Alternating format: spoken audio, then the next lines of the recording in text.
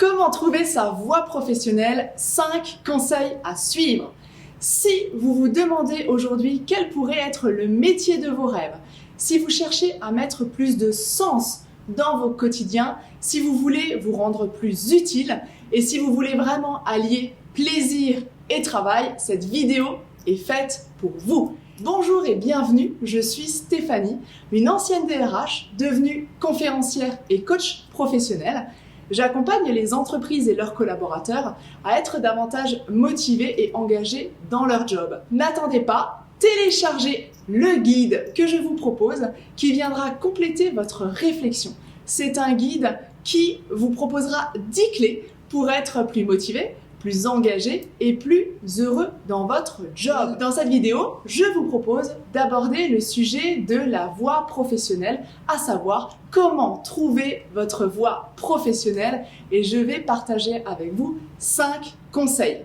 Il y a un engouement général, je le sens, je le vois dans mon quotidien, dans mon environnement.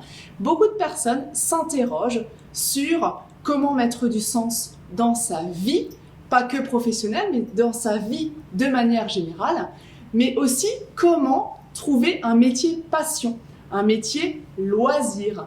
Parce que, encore une fois, aujourd'hui et depuis quelques années, nous nous retrouvons de plus en plus à vouloir travailler dans un métier qui nous fait du bien, qui nous apporte du plaisir et nous procure du bonheur. Ça se voit de plus en plus et c'est important de l'avoir en tête, de le conscientiser. Alors, comment trouver sa voie professionnelle? 5 conseils que je partage tout de suite avec vous. Et le premier conseil, c'est trouver sa voie. À 20 ans, à 30 ans ou à 50 ans, identifiez vos talents du moment.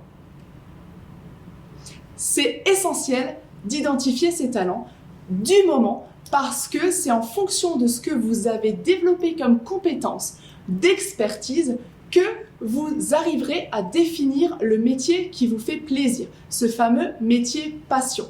Le deuxième conseil, pour trouver sa voie, ne restez pas dans votre coin.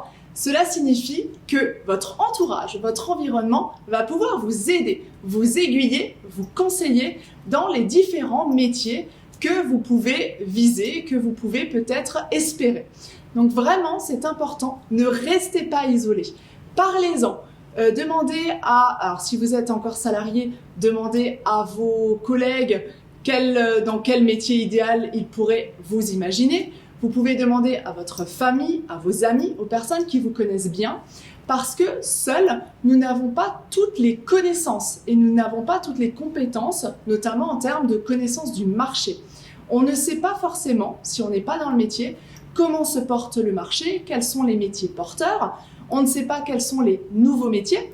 Donc vraiment, prenez l'habitude de parler à votre entourage de vos projets et peut-être qu'ils vous apporteront de précieux conseils. Le troisième conseil que je partage avec vous dans cette vidéo, c'est de faire un métier qui vous plaît dans un secteur porteur.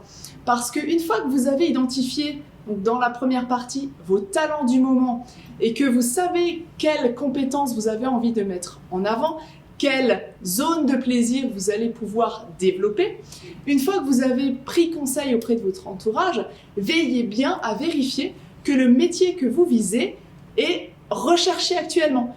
Que vous soyez salarié ou indépendant, au final, vérifiez qu'il y a une offre et une demande, qu'il y a un marché.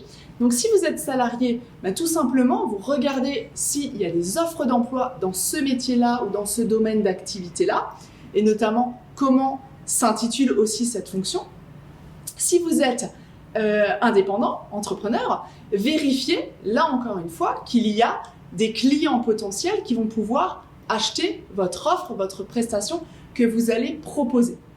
Donc ça, c'était le troisième conseil, de faire un métier qui vous plaît dans un secteur porteur. J'ajouterais même que depuis 10-15 ans, on voit beaucoup de métiers apparaître, beaucoup plus rapidement. Il existe aujourd'hui des métiers qui n'existaient pas il y a 5 ans et on sait d'ores et déjà aujourd'hui, avec les statistiques qui sont faites, que dans 5 ans, 30% des métiers d'aujourd'hui vont disparaître. Donc vraiment, soyez attentifs à cet indicateur et à ces informations-là. Le quatrième conseil, c'est de trouver votre voie professionnelle en fonction de vos motivations personnelles. C'est important de, quel que soit votre âge, quelle que soit la période de vie dans laquelle vous êtes, de prendre en compte vos motivations personnelles. Généralement, j'observe que dans une première partie de carrière professionnelle, entre 20 et 30 ans, souvent, le jeune adulte, on va dire, se dirige vers des études qui sont soit poussées par son environnement personnel, ses parents ou des amis, soit par des convictions personnelles, mais en tout cas, il peut y avoir une forte influence de son environnement. Et petit à petit, la personne se rend compte, au bout de 10-15 ans, que cet environnement-là, ce métier-là, ou en tout cas ce domaine d'activité, ne lui plaît plus, ou lui plaît moins. Et c'est normal parce que nos motivations évoluent avec le temps. Nous n'avons pas les mêmes besoins, ni les mêmes motivations à 20 ans, 40 ans ou 50 ans. C'est donc essentiel de vous demander quelles sont vos motivations personnelles à vous et pas à celles de votre entourage, de vos parents, de votre conjoint, de vos enfants, etc. Quelles sont vos motivations et vos besoins à vous? Et enfin, le cinquième conseil, c'est de se former et de se faire accompagner pour augmenter vos chances de réussite professionnelle. Alors se former, c'est essentiel, que vous soyez en reconversion professionnelle ou pas d'ailleurs, parce que c'est ce qui va vous permettre de mettre à jour vos compétences, vos connaissances. Et là encore, on observe depuis une dizaine, une quinzaine d'années que tout va très très vite. Si vous ne mettez pas à jour vos connaissances, vous risquez de perdre en expertise, que vous soyez salarié ou indépendant, entrepreneur. Dans les deux cas, formez-vous, mettez-vous sur une plateforme sur Internet, inscrivez-vous sur des formations dans votre ville, allez voir des organismes de formation. Être à l'écoute de ce qui se fait en ce moment sur le marché va vous permettre, quel que soit votre domaine, de développer vos connaissances.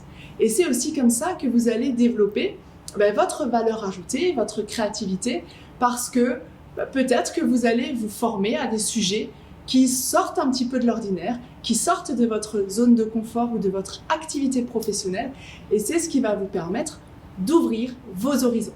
Donc, formez-vous. Ensuite, vous pouvez vous faire accompagner par un professionnel pour vous permettre d'augmenter vos chances de réussite, parce que comme je vous le disais tout à l'heure, vous n'avez pas forcément toutes les connaissances, toutes les compétences en la matière, et je connais par exemple des consultants en recrutement qui donnent de leur temps pour permettre à des candidats, à des salariés en reconversion ou simplement des personnes qui s'interrogent sur des marchés, des métiers, s'ils sont porteurs ou pas. Et prenez peut-être contact avec ces personnes qui vont pouvoir vous apporter un regard neuf, qui vont pouvoir vous aider à avoir des éléments complémentaires aux vôtres.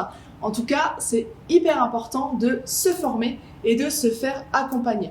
Je ne parle pas de coaching ici, mais évidemment, le coaching peut être un outil complémentaire à cet accompagnement.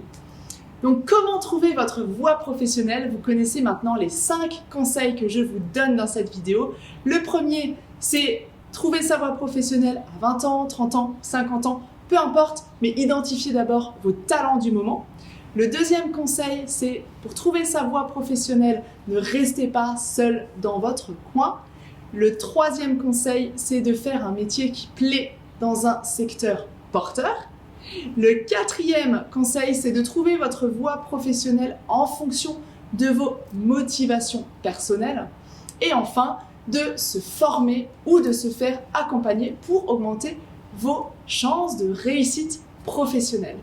N'hésitez pas à mettre un commentaire parce que je pense que ça pourra alimenter les réflexions de toutes les personnes qui visionneront cette vidéo. Dites-nous en commentaire comment est-ce que vous avez fait pour trouver votre voie professionnelle. Quels outils, techniques, recettes avez-vous mis en place pour trouver votre voie? Quels sont vos conseils à vous? Je vous propose de vous abonner à cette vidéo si ce n'est pas encore fait. Abonnez-vous à la chaîne, comme ça vous recevrez toutes les vidéos. Et bien sûr, vous pouvez appuyer sur la cloche pour être notifié dès l'instant qu'une nouvelle vidéo sera publiée.